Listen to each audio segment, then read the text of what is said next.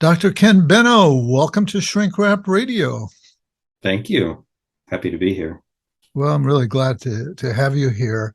And we're going to be discussing your 2022 book, Shame, Pride, and Relational Trauma, Concepts in Psychotherapy. Now, you're a psychotherapist, and I'm wondering, do you affiliate in your mind with a certain school of psychotherapy? Are you in a certain tradition, would you say? Well, my first response is I try not to affiliate, Yeah, but what I mean by that is I try not to be wed in some doctrinaire, um, sort of almost ideological way of working. My training includes in graduate school includes humanistic approaches, largely experiential. Later, I had training more in psychodynamic. Following that included other things. I used to work with children with severe emotional behavior problems. So one way or another, you end up learning about behavioral approaches. Mm-hmm. Um, and since I've been doing this a long time, in one form or another, like 40 years, there's other approaches along the way, narrative Sure. approaches, solution-oriented approaches, and then also as I got more aware of my need to understand trauma, I had some training, some in EMDR, though I don't use that a lot, and then somatic approaches like sensory motor psychotherapy. Okay. So, and then coherence therapy, which is Yeah. another way of working in a non-pathologizing way. So I try to integrate different ways of Yeah. working as the moment calls for. Mm-hmm. But I think sort of at heart, I think a humanistic approach, a non-pathologizing approach, and Great. an integrative approach would sort of, I'm all for that. I promise not to put you into any tiny little box. Clearly, you're very integrative and eclectic in your approach. yes. What was the motivation for writing this book? Well, this is one of those things I felt I had to do. So the motivation was very deep. And I think not I think, the motivation was both personal and professional. So the personal part is I discovered after some time in therapy, quite some time, that what I was experiencing was shame, but I didn't Mm-hmm. know it was. Mm-hmm. So the person I worked with for quite some time helped me understand that's what was going on. I used to think I was getting sad, but it was actually shame. And so Interesting. it helped me be aware that I was living with that for a long time, related to Yeah. experiences in my own, childhood and growing up, Right. and my own sensitivities. Certain people are more shame prone. Introverts, sensitive folks like me, are more likely to be a little more Yeah. shame That makes prone. sense. Makes sense to me. And well, So, and then yeah. the professional piece is when you're working with trauma, it's inevitable that you'll bump into shame, even though people don't necessarily talk about it that way. They don't Mm. usually come to therapy and say, I'm feeling shame, but they might feel depressed, or they might feel anxious about being judged, or they might notice they're kind of checked out and they don't know why. So there's different ways it might show up, but when it shows up in therapy, it has a powerful force to it, and like a trauma flashback, it takes over. And these would be people, for example, who are quite, for example, successful in their lives, and you would say, well, they have nothing, quote, to be ashamed of, and yet they're Yeah. coming in, and it's a recurring way of reacting. And so over time, I realized it was important to differentiate between shame as an emotion that rises and falls like other emotions, and shame as a mind-body state, which is closer to that kind of flashback that grips the person, either gets triggered at certain moments in time, or they're living in a, quote, chronic state of some shame or reaction to shame. So it's the latter that I think Yeah. people, when they say they want to work in therapy, and I'm talking about therapists now, and they say, how do I work with this? It's usually the shame state, which is the shorthand for the shame form that is not as emotion, but more as this state of mind and body that grips them. Yeah, I know that you get into the neuroscience of this, and it makes me wonder: is there different neuroscience correlates for emotion versus this state of shame? Does Uh, it that's have a a that's a yeah? great question. So we don't actually know all of the neuroscience of shame. Okay, But if you think about the brain as others have, as a kind of three brains, right? yes, So there's the brain right on top of the spinal cord, that is the brain stem. And above that, layered, is what they call the limbic system, the mammal brain. So the first might be closer to reptile brain, mammal brain, and then the quote unquote neocortex that right, covers it all. And so if you think about each of those layers, you will discover in relation to shame different kinds of responses or reactions. So the thinking part, if we went sort of the one that we're most conscious of, the thinking part would be, I feel terrible. What's wrong with me? I'm such a loser. And they would have people who are gripped in kind of traumatic response, shame as a traumatic response to something in a relationship that repeatedly happened and overwhelmed the person. These kind of words become almost tropes. So the person comes to therapy and would say again, what's the point? I'm always going to be this way. Okay. And they even know they're saying things that they've heard themselves say over and over. So let's call that the neocortical expression of shame. Okay. And if we dig deeper into the limbic brain, we yeah, might see reactions to shame. So we might have a fight response directed at the self, but it's a visceral, mm, powerful mm, response. right, What is wrong with me? I'm such a loser. So now we're getting the affect associated with it, not just the belief. yeah, Or we might react against it, right? So they feel shamed or humiliated, and they have a reaction to shame back. Or we might have, so that's like a fight other response, or a shutting down, like a submit response. So there's different reactions to that, and let's call that the limbic part of the brain response to shame. But if we dig deeper into it's called the midbrain of the brainstem, so it's like right in the middle of that brainstem, we have immediate orienting responses to something that is experienced as a shaming attack.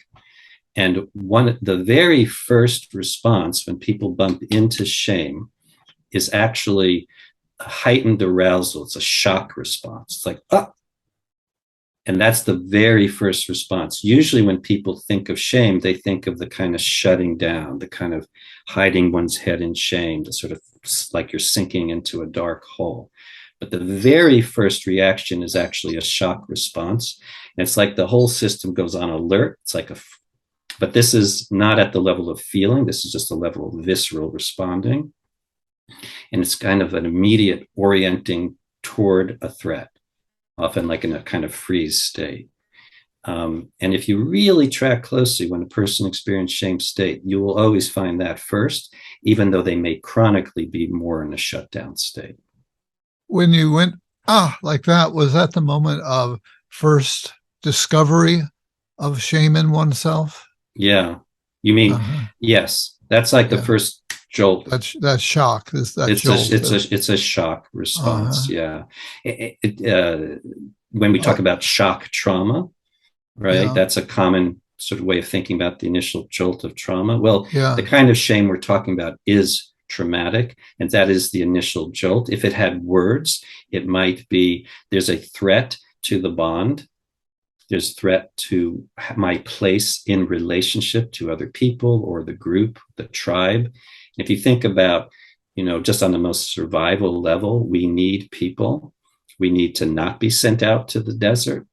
And so the right. shame is a way of trying to regulate the bond so that you're no longer crossing a sort of line of what's quote unquote socially acceptable, either in this one-on-one relationship or larger.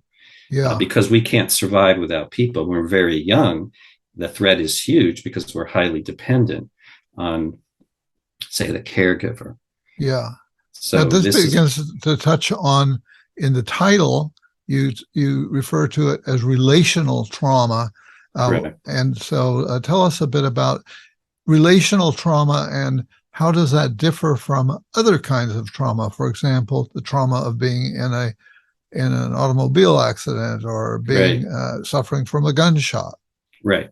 So Alan Shore is the person who coined that term.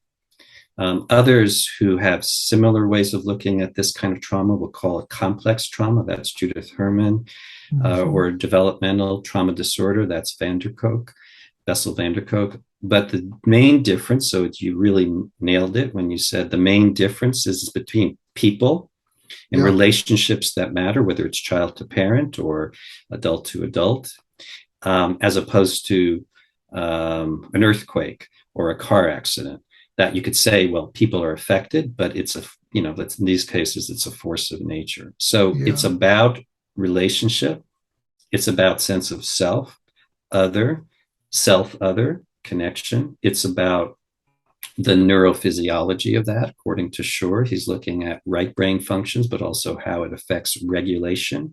And the relational trauma, from Shore's perspective, is either the person is overwhelmed, so there's a heightened arousal, or there's a shutting down. But either way, the caregiver, because this is looking at early development, the caregiver fails to regulate the infant's or child's emotional, physiological state of arousal. So they Yeah. fail to regulate it repeatedly. So they can fail to regulate it by being abusive. In other words, they're the source of the threat. And they can fail to regulate by being absent, by not tuned in, or to have combinations of both. Right. And so those repeated experiences of the child not able to self-regulate because they're too young, their systems have not developed to do that, and not being adequately helped to regulate by the parent. This could be a simple thing of the child um, crying and the parent says, oh, they're there, as opposed to stop it. Or the parent themselves checked out, dissociating, they're not even responsive. So when that happens repeatedly, the brain and the body remember that. Okay, and so that gets stored in the brain and the body. And as relates to shame, okay, if you're repeatedly attacked, abused, or you're repeatedly not responded to, not attended to, either way results in shame, because the mind and body only have one way to make sense of this at a very young age, which is not, oh, my parent has depression, or my parent has their own trauma history. The Right. child Right. implicitly concludes there's something wrong with me, or I don't matter. Yeah. I Or just even had a flashback to my childhood as you were speaking, which I'm sure is not uncommon that's as right. people talk to you That's about right. these issues. So I remember being told, "Stop crying, or I'll give you something to To cry cry about." about, right? Yeah, Classic, right? yeah, Exactly. yeah. Right. And so the message in that, this relates directly to the relational piece. The explicit message is stop crying. Right. Okay. The implicit message is, if you want to stay in relationship with me, you have to suppress emotions, particularly any emotion of distress. And so if that repeatedly were to happen, the child basically, in their brain and in their body and in their Mm. mind, they develop a way of responding to their own emotions. Because if you learn to not to squelch crying, well, you often learn to squelch a whole lot of other emotions. And it's an implicit message that says, if you want to stay in relationship with me, we don't have that. And that becomes then the threat, not just the crying, but are we going to be in good stead with each other? Am I going to get to have my mommy or daddy or whomever Yeah. that I want to have a Well, I'm relationship with? hearing another implicit message, though, at least in my experience. Mm-hmm. I think there was an implicit message of, or I'm going to, hit you. There's going to be physical, uh, Right. corporal punishment of some sort. Right. Right. Which is a pretty darn powerful way of communicating stop. Yeah. But it's also a very powerful way of communicating um, uh, that one person has dominance or power or value, and the other Yeah. person Right. is subordinate and devalued. And now we're back to the experience of one up, one down, in or out, all of which are common in the experience of shame.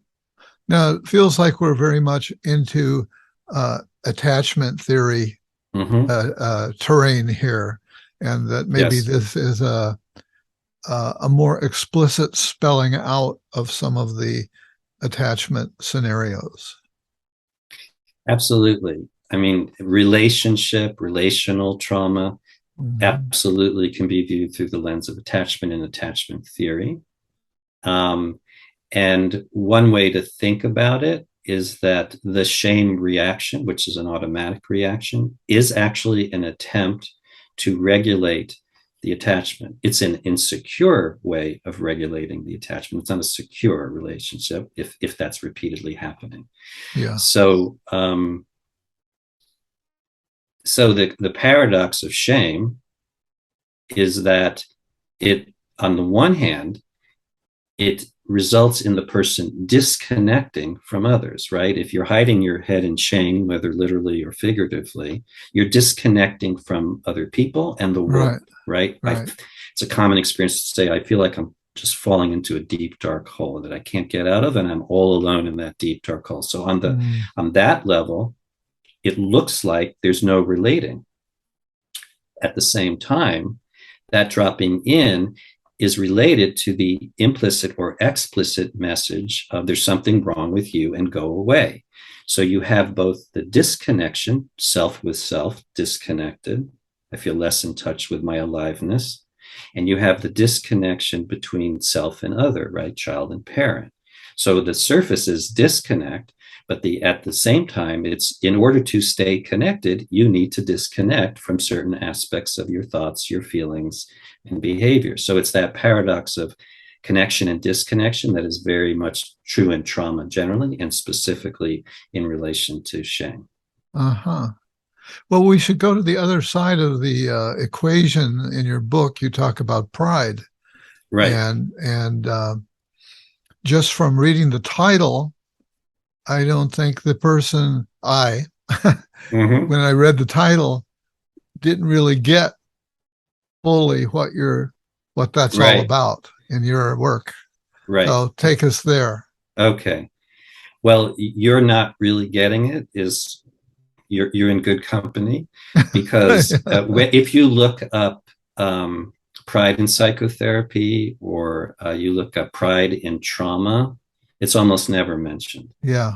Okay, so if you say shame in relation to trauma, well, that's a pretty hot topic, especially these days. And people want to go to workshops because they want to know what to do with that when they work Mhm. with their clients or patients. So pride is often not there. So while there's differences of opinion, one way of thinking about shame and pride is that they're contrasts or opposites. Okay, and on the most basic level, if you think about shame as devaluation, right? There's something that makes me of less value or mattering less. Pride is of valuation.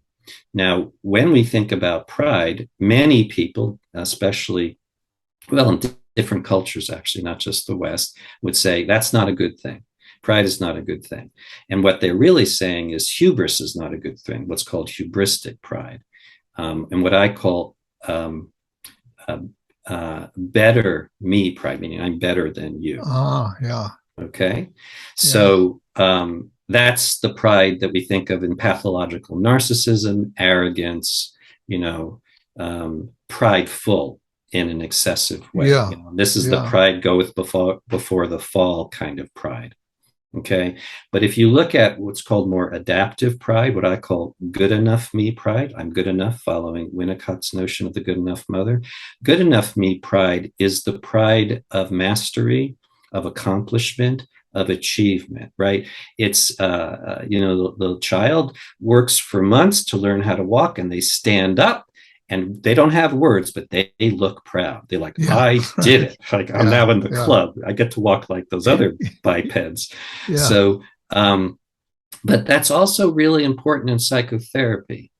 So Pierre Janet, the psychologist, talked about something called the act of triumph.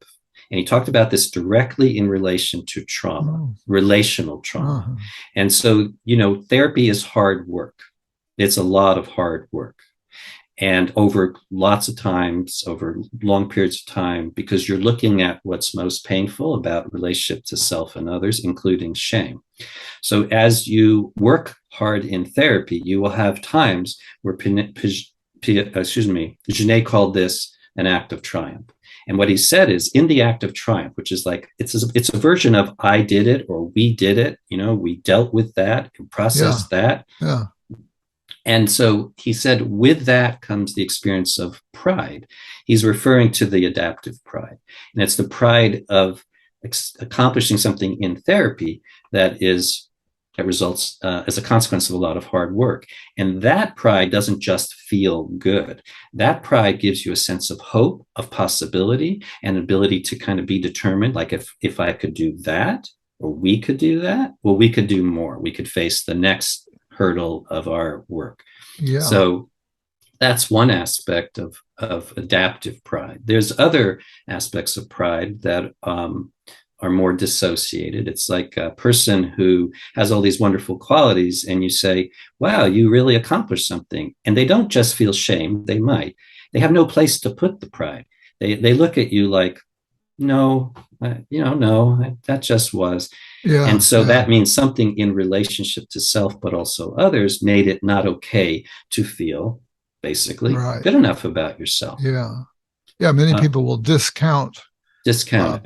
positive things if you give them a compliment or something. It's just kind Exactly. of brushed off. Brush it off. And they could drop into shame. No, you don't know. If you really knew me, you would know Yeah, I'm this terrible person. But sometimes it's not that. Sometimes yeah, there's no place to hold the pride. yeah. Just like no place. There's another term I developed, not the experience, just the label of it. And this came from I love words. I was a English and American literature major in Mhm. college, so I just love language. And you give me a word, I want to know the word origin. Yeah. So I looked up the word origin of proud, and the earliest origin of proud is a Latinate term, and the word is spelled Prodesse. Okay, so prodessa.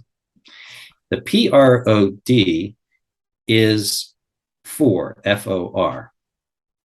The ESSE is to be, right? For to be or for being. Uh-huh. So when I thought about proud, Yeah. I thought this is not only about I accomplished something, right? I did something.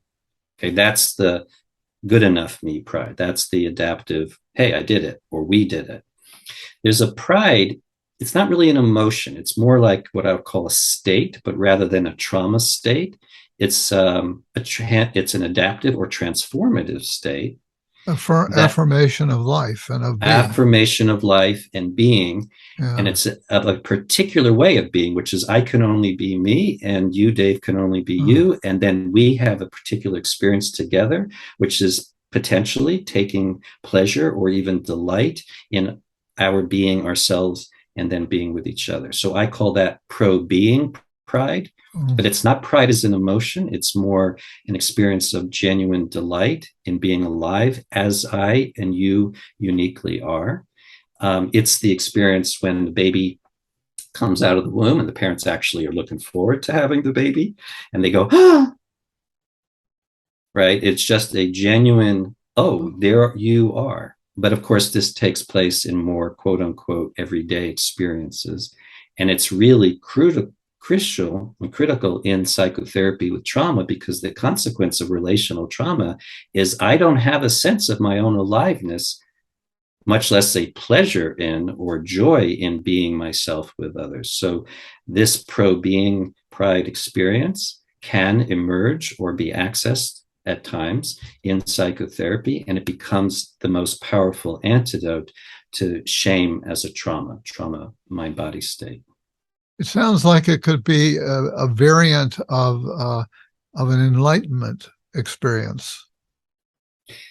Yeah, so that's really interesting you say that. One of my last chapter in my book is subtitled Beyond Pro-Being Pride. Uh, And it's based on several sessions with a patient of mine who experienced relational trauma of different sorts, abuse and neglect, various kinds. And it's tracking from a transcript of those sessions. There's several transcripts of different sessions. And the short form of what happened is he was able to experience pro-being pride after a lot of hard work. That same thing I said that Janae talked yeah. about, but even beyond that, he was feeling really alive, really connected with himself, really feeling connected with others, including me and other people. And what I decided to do, really didn't know where it was going to go, is we processed that as we would trauma, but we were processing, if you will, a state of aliveness. So rather than process something painful, we were processing, bringing a certain way of attending to something enlivening, Yeah. having no idea where it would go. Where it went is to, in part, was to a state that you might call enlightened, or you might call psychospiritual or transcendent. And it was one of those states of oneness with self, Yeah. oneness with others, oneness with the world. And it's very powerful. The person I worked with in these sessions was extremely articulate, loved literature and poetry, so had words to describe this experience, which was embodied. This was not an intellectual state.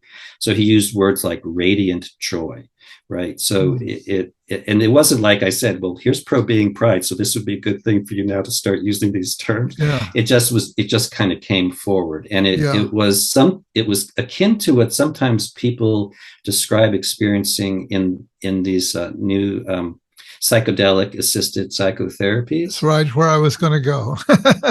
Well, go then ahead. No, you go ahead. Feel free to. Well, that's where my mind was going, because I've been tracking that and conducting interviews with people who are doing that kind of work. And so I'm wondering, how was it for you? He was having this experience in session with you, right? Mm-hmm. And maybe out of session as well, but in session with you. Yes. So what was going on inside you as he's going into this state? Yes. Well, I was like stunned and delighted. And how did we get here? It's like one of those things in therapy where you say, oh, you did. I don't feel like I did anything. I feel like we kind of bumped into something. So I was excited. Sure. This experience, the way we were working is tracking a lot of physical sensations. So the way he works when he's tracking physical sensations is his eyes are closed. He's very much internally experiencing and reporting it.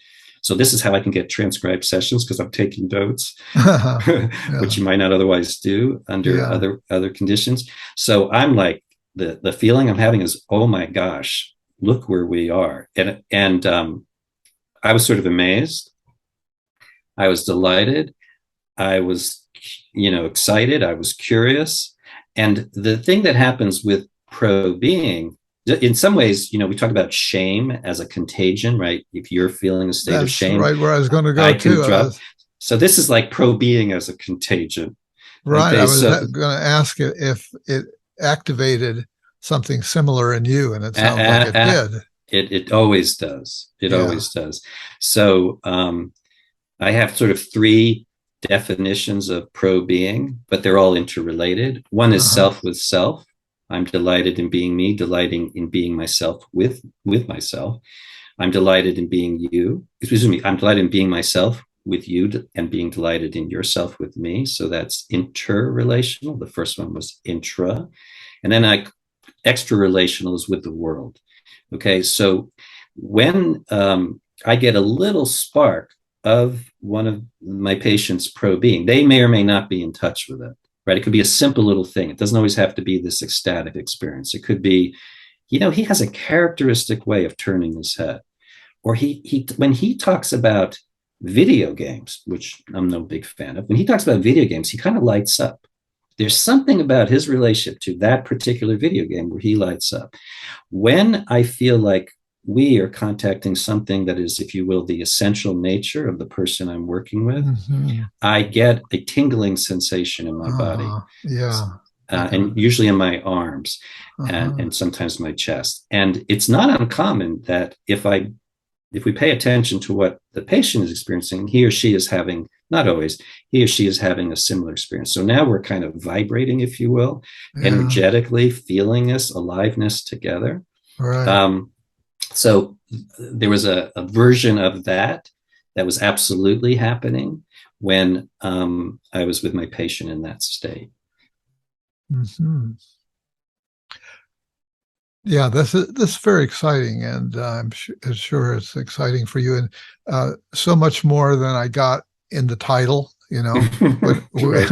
when I hear you discussing it, Right. not only with me now, but in another interview that you did that I was able to listen to in another podcast, and I thought, wow, what a contrast to to an academic.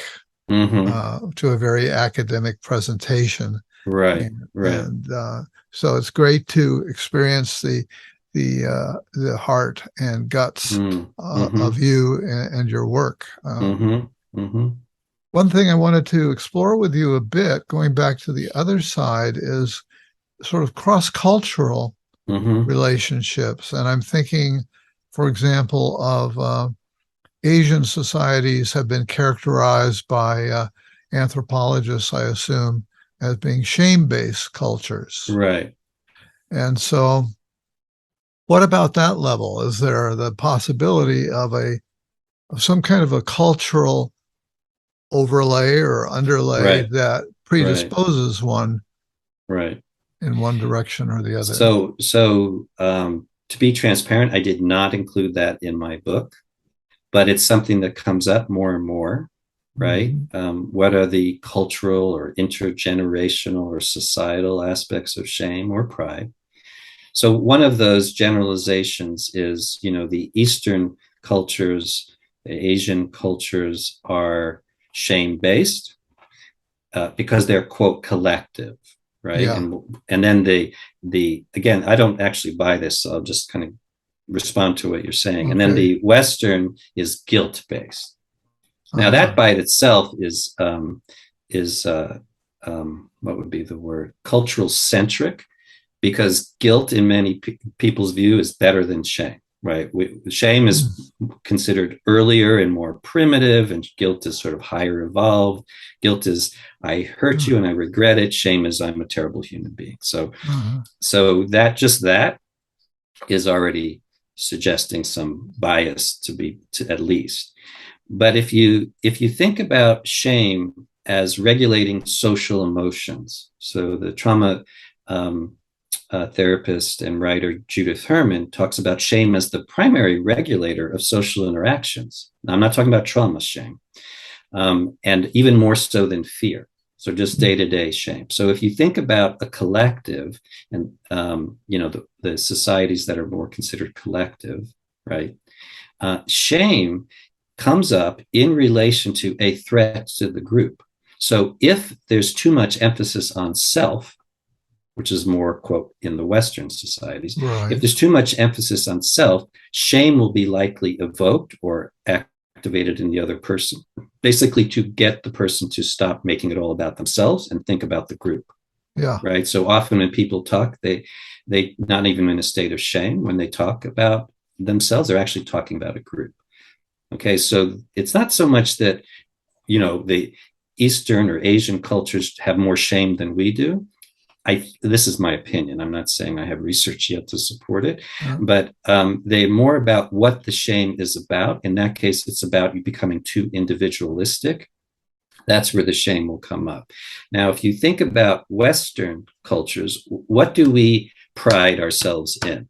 Like in the United States, we pride ourselves in being independent, right? Self-made man or woman, right? So it's like it sounds non-relational. How did he get that way? He just was that way from the start. Well, did anyone help him? No, that he's just a pick you up by the bootstraps kind of guy or gal. There's kind Okay. of a myth that we have about ourselves, I think, right? That's right. It's something that we have projected on our cultural screen for ourselves Right, right, and try to live up to sometimes. right. So there's the Marlboro Man literally on the billboard, Yeah. right? So the shame then, if that's the predominant, often male, but the predominant, ethos, you should be independent on your own, self-reliant. The shame is when you're dependent and rely on the group, right? So sometimes in therapy, men and women would say something like, I'm just feeling sorry for myself. I'm so pitiful. I'm so weak. And so you hear all the shame associated with that. But actually, a lot of times they say, I'm needy. I'm so needy. And often what they're experiencing is they have needs. They have needs to be comforted or needs to rely on another person. But given their trauma, they learn, and the, if you will, societal trauma, they learn to be like, your only good thing is to be independent. So the shame there is associated with the collective, whereas the shame in the other cultures, the more collective cultures, is in the individual. So I think, again, I'm speaking broadly and hypothetically, really, but I think there's different things that are shame as opposed to they've got shame and we don't. Yeah.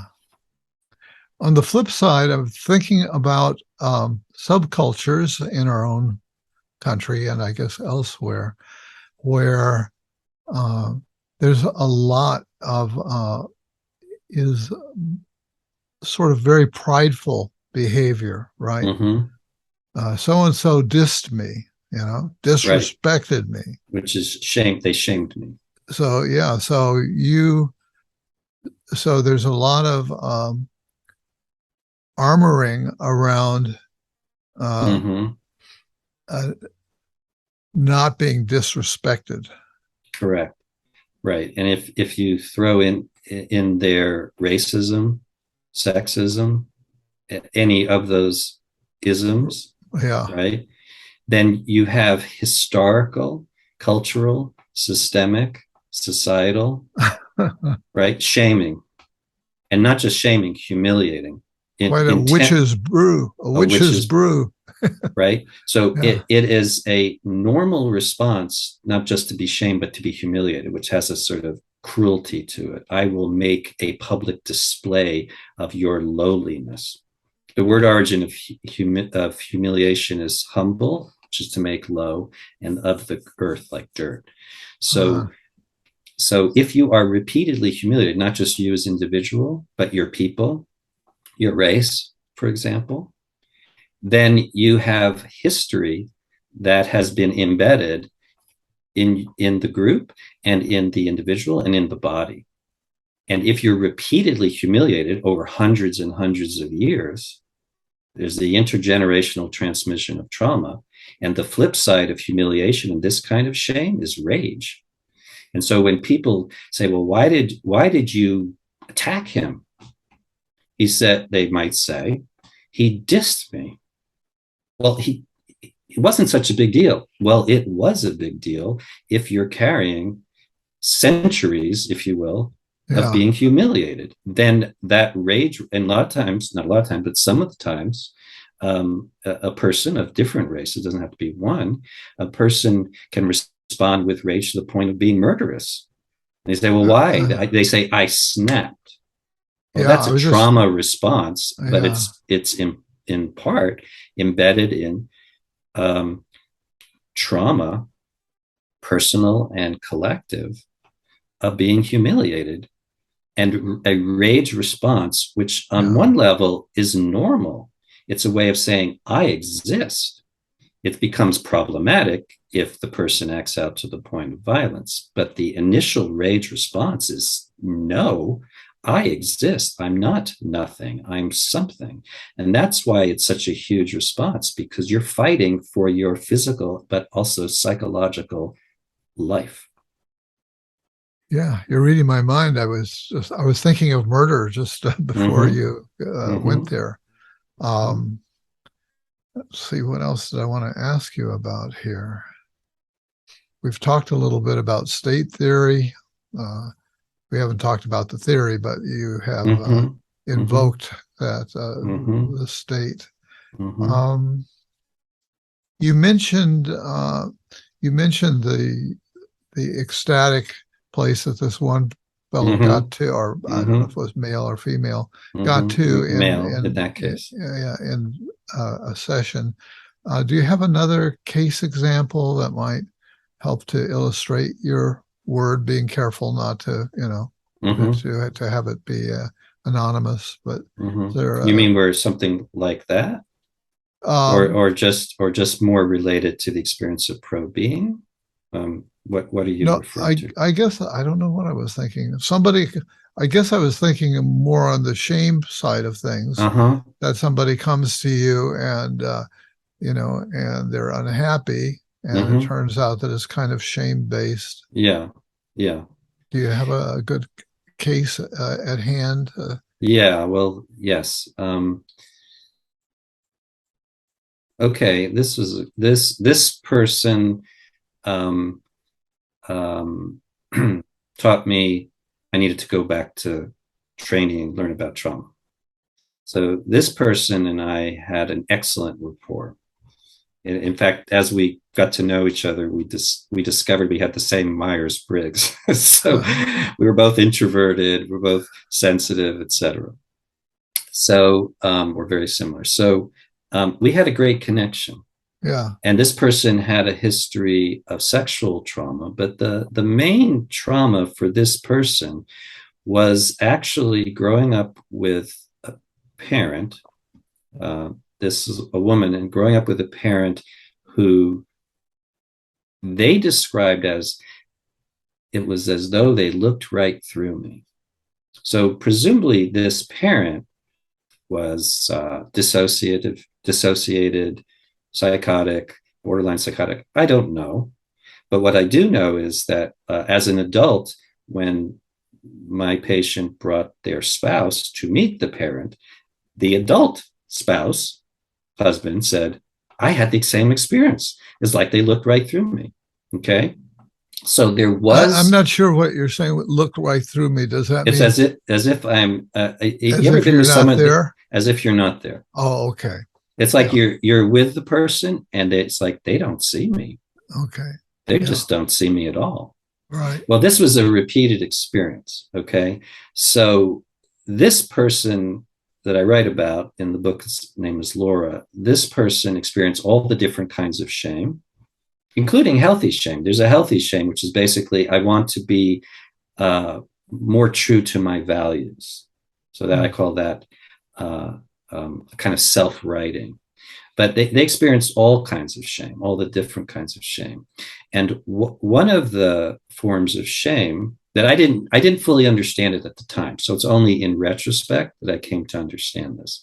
But they described this experience of imagining they were in a plane, or being in a plane, and imagining they were going to walk off the end of the wing and drop. And I thought, oh, well, they're anticipating hitting the ground and dying. And they said, no, walking off the end of the plane and ceasing to be, disintegrating. Okay, now on the surface, that doesn't look like shame at all.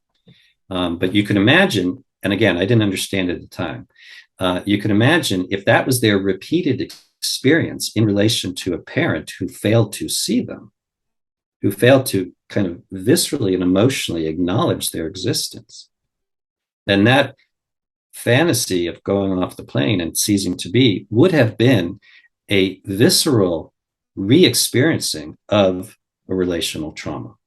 Okay, so how does this relate to shame? There's a wonderful article by an author named Wille, W-I-L-L-E, and it's called The Shame of Existing.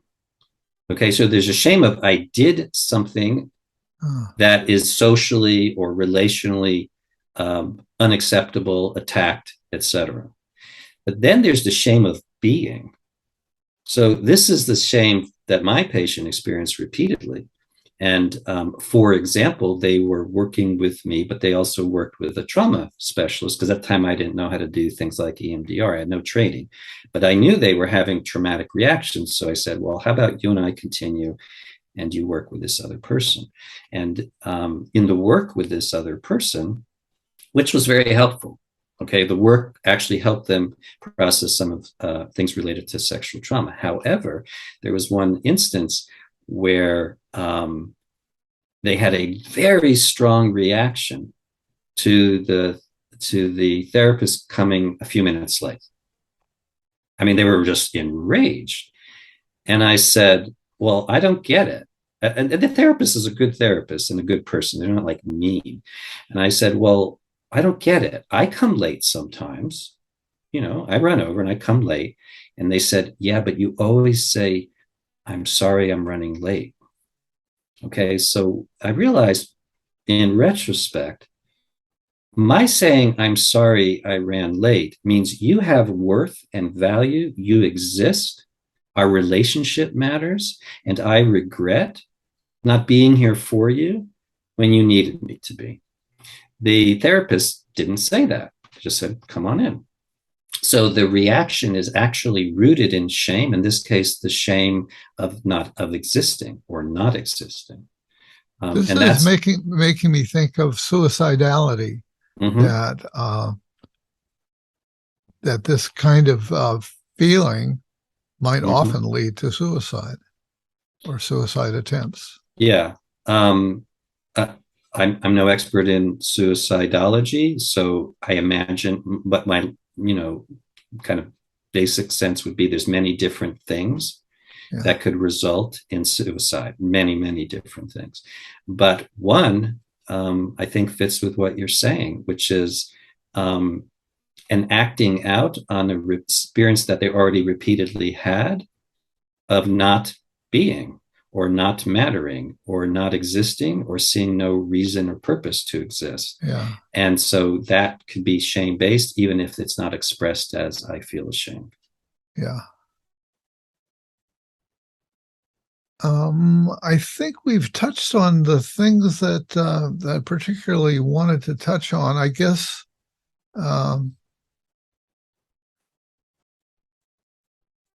let me ask you, is there anything else that you wanted to get across in this interview that maybe you haven't articulated in the way that you would like to? Maybe it's implicit in what I've said, but the first thing I would say is once you start seeing things through the lens of shame and pride, you start seeing it showing up everywhere. Yeah. And you could say, well, that's a problem. Like, it's not really, it's actually there. And the reason it's there implicitly is because we're talking about some things that are just fundamental to being human. Self, Right. my relationship with myself, my relationship with you, our relationship, the sense of a group or a tribe. So number one, it shows up all the time. And in trauma, relational trauma, it's going to always show up because the fear and shame, two main drivers of trauma, fear and shame, is what the trauma in relationship is about. So the first thing is expect it to show up. The other thing would be find ways to name it. Sometimes people say, well, I don't want to name it as shame because they're going to feel more shame. I would say it's like saying, I don't want to name the word suicide when the person is suicidal. It's the opposite. Yeah. So I have learned to get comfortable with naming it. And in some ways, just the name actually allows them to get a little bit of psychological distance between the experience, the state of mind and body, and the capacity to observe. And that capacity to observe with genuine interest, non-judgment, non-shaming, is an essential part of the healing. So I've learned to name it and have a way to help people name it so that they can be in it and observe it at the same time. So I guess that would be some of the things. And I would just emphasize that the shame that people struggle with as therapists with patients who've experienced trauma is not the shame of I'm having a feeling. And so you have to appreciate the aspects of this that relate to dissociation, that relate to a kind of a chronic state not just in this moment. And you have to have special ways of working with that, just like you have to have special ways of working with trauma more broadly. So, understanding that will sometimes help therapists at least understand why they're getting stuck and that there's other ways to work with this. I have my ways, other people have theirs, but there's ways to work with this that go beyond quote unquote helping a person feel okay about themselves again. Do you have a website that you'd like people to know about? I just have a website through my name under Psychology Today, so you'll find it there. Okay. And you can find my books website. I have a website through something called ResearchGate that lists a lot of my articles. I could send you that link if the people who are listening would be interested. That would just let you see various things that I've written about shame and pride in relational trauma. Yeah, that might be a nice link to put into our show notes. Yeah, So if you'll send that to me, I will sure. put that in the show notes. So, Dr. Ken Benau, I want to thank you for being my guest today on Shrink Wrap Radio. You have a very differentiated way of seeing things, and I find that very impressive.